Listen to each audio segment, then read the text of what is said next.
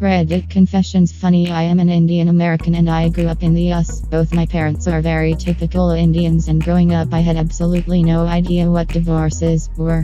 No one I knew ever had one, and my parents aren't really the type to talk about that stuff. So I just assumed that some kids were so lucky they got to live in a second home during the weekend.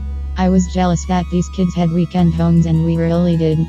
It's kind of embarrassing to say I didn't really understand the concept of divorce until I was well into middle school.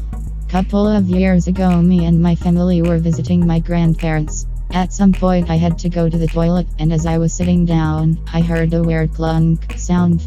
I didn't think much of it, since it was an old toilet, and just went on with my business. I wiped, stood up to flush, and there it was in the toilet. My phone that decided to slip out of my back pocket, and now I had peed on it. I panicked, took it out, and wanted to wash it in the sink.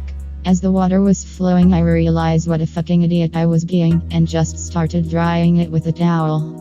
To this day, my parents believe the I accidentally got apple juice on it story. When I was 5, I was caught throwing small plates at the stove like they were ninja stars because I thought there were ghosts in there. I used to think dildos were a hostess product, like ding-dongs or ho-hos. When I was younger, I overheard the older kids saying dildo a couple times at lunch.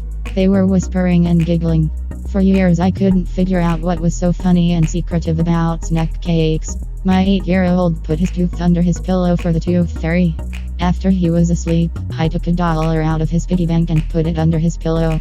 Done. The bakery that makes my famous homemade cupcakes just went out of business.